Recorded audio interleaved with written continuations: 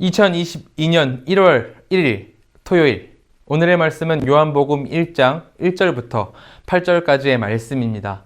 우리 함께 봉독하도록 하겠습니다. 태초에 말씀이 계시니라.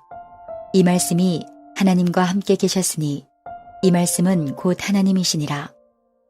그가 태초에 하나님과 함께 계셨고 만물이 그로 말미암아 지은 바 되었으니 지은 것이 하나도 그가 없이는 된 것이 없느니라. 그 안에 생명이 있었으니 이 생명은 사람들의 빛이라. 빛이 어둠에 비치되 어둠이 깨닫지 못하더라. 하나님께로부터 보내심을 받은 사람이 있으니 그의 이름은 요한이라. 그가 증언하러 왔으니 곧 빛에 대하여 증언하고 모든 사람이 자기로 말미암아 믿게 하려 함이라. 그는 이 빛이 아니요 이 빛에 대하여 증언하러 온 자라. 오늘 2022년 1월 1일부터 요한복음이 시작이 됩니다. 오늘 본문인 요한복음 1장 1절은 이렇게 이야기하고 있죠. 태초에 말씀이 계시니라. 이 말씀이 하나님과 함께 계셨으니 이 말씀은 곧 하나님이시니라. 요한복음은 다른 복음서들과 달리 복음서의 시작을 역사적 실존 예수님에 대해서 이야기하지 않습니다. 마태복음은 긴 계보로 예수님의 실존을 강조하고 있고, 마가복음과 누가복음은 세례 요한의 사역이나 세례 요한의 탄생 이야기로부터 시작을 하죠. 하지만 오늘 본문은 생뚱맞게도 말씀에 관해 이야기를 시작합니다. 왜냐하면 이 당시 헬라 문화권에서는 말씀, 원어로는 로고스가 세상이 창조되게 만드는 원리 정도로 이해되었기 때문입니다. 그렇기에 헬라 문화에 익숙한 이가 이 본문을 받아서 첫 줄을 읽는다면 요한이, 저자가 세상에 처음에 어떤 일이 있었는지에 대해서 이야기하려는 것이구나 하고 쉽게 이해할 수 있었을 겁니다. 그런데 재미있는 것은 요한이 이 말씀이 너희들이 그동안 알고 있었던 것과는 전혀 차원이 다른 엄청난 것이라고 말씀을 하고 있다는 점입니다. 요한복음을 통해 독자들에게 이 말씀에 대해서 설명할 건데, 그동안 너희들이 알고 있었던 기본 개념, 말씀에 대한 기본 개념을 넘어서서 세상을 만든 창조주가 계셨고 그 창조주가 실제로 이 세상에 임했었다는 것을 증거하고 있는 거죠. 오늘 본문 1장 1절은 그 말씀이 어떤 분이신지 세 가지 특징을 가지고 이야기를 하고 있습니다. 요한은 첫 번째로 이 말씀이 태초에 계셨다, 이렇게 이야기를 합니다. 요한은 이 구절을 창세기 1장 1절 태초에 하나님이 천지를 창조하셨느니라와 유사한 모양으로 구약과 연결짓고 있습니다. 헬라 문화가 여태까지 알고 있었던 도구나 법칙 정도로 이해되던 이 말씀에 대한 개념을 산산이 부수고 있는 거죠. 말씀이 무인격의 단순한 도구가 아니라 태초 전부터 계신 인격이심을, 태초 전부터 계셨던 신이심을 말하고 있는 겁니다. 실제로 우리가 사모하고 믿는 이 말씀께서는 태초 전부터 계셨습니다. 인간의 생각으로는 그릴 수조차 없는 그 이전부터 존재해 오셨습니다. 그런데 세상은 이 말씀에 대해서 이렇게 이야기를 하죠.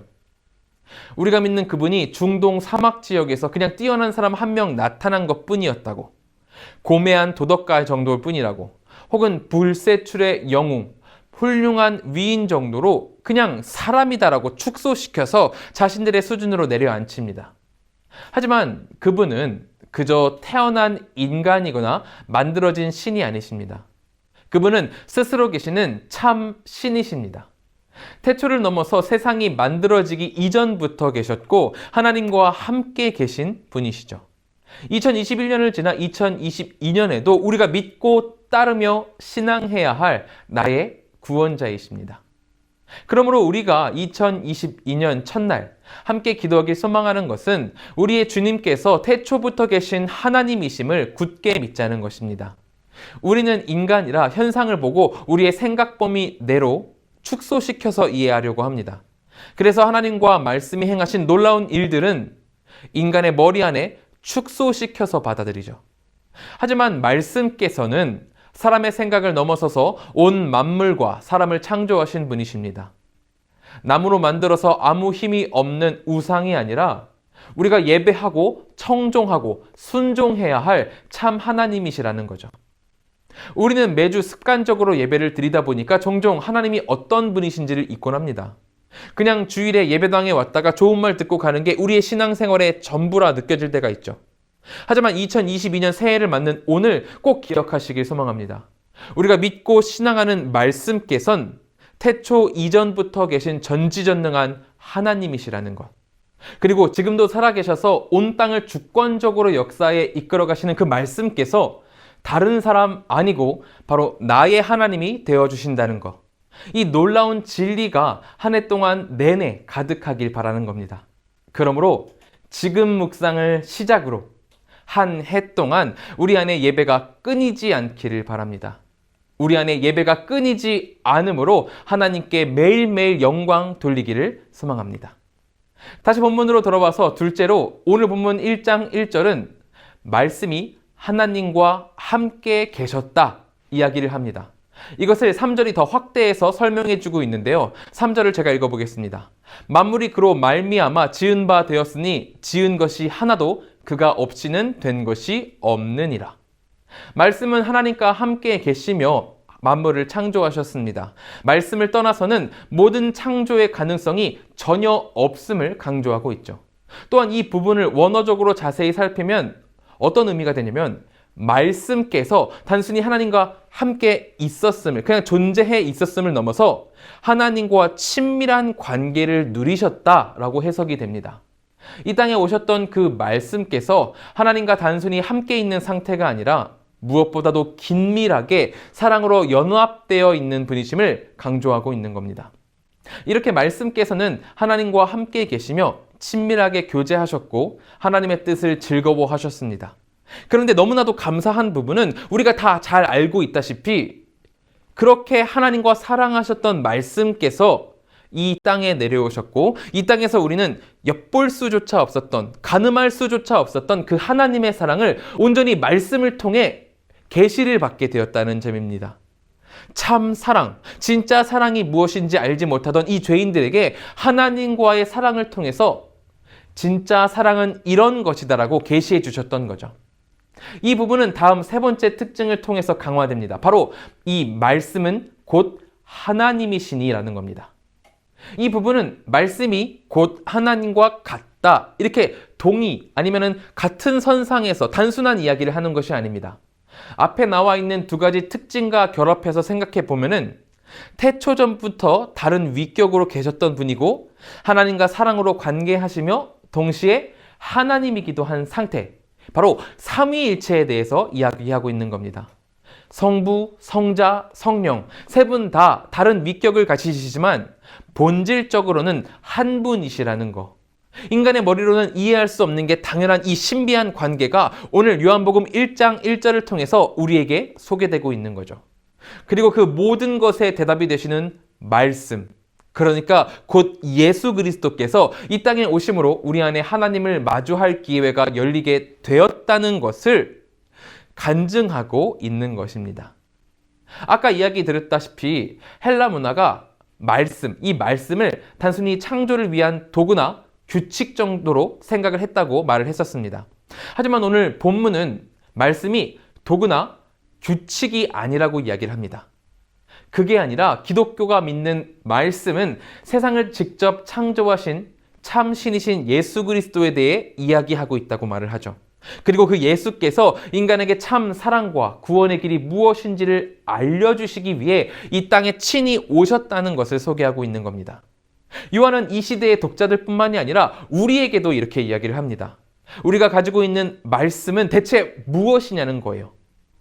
그것이 참 말씀이신 예수님이신지 아니면은 세상과 타협하여 만들어낸 가짜 복음인지 우리의 마음을 열어서 확인해 보라라고 말씀을 하고 있는 거죠.